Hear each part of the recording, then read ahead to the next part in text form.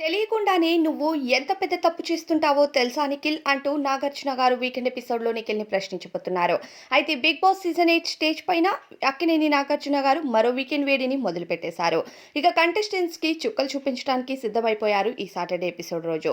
అయితే నిఖిల్ సోనియాని హక్ చేసుకున్న విషయం పైన నాగార్జున గారు డిస్కషన్ చేసినట్టు తెలుస్తుంది. అయితే నిఖిల్ నీకు హౌస్లో వచ్చి కంటెస్టెంట్స్ వరుసగా నామినేట్ చేశారు. ఎందుకు అందరూ నన్నే టార్గెట్ చేసినట్టు చేశారు అనే ఆలోచన నీలో మొదలైంది. బయట ఏం జరుగుతుందో బయటికి వెళ్ళి చూసే వరకు కూడా నీ ఆత్రం ఆగట్లేదు.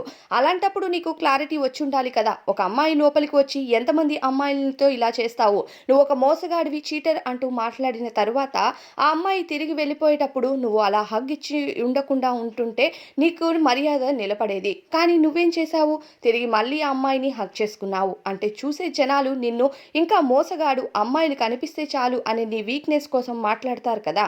అది నీ వీక్‌నెస్ కాకపోవచ్చు. కానీ నువ్వు ఇతరులకి ఇచ్చే రెస్పెక్ట్ అయ్యుండొచ్చు. కానీ బిగ్ బాస్ హౌస్‌లో నువ్వు చేసింది చాలా తప్పు. ఆమె ఎప్పుడు నీకు సూటిగా మాట్లాడిందో నువ్వు కూడా అదే సూటిగా సమాధానం చెప్పుండాల్సింది. మళ్ళీ వెళ్లి ఎందుకు హగ్ చేసుకున్నావు అంటూ ప్రశ్నించారట.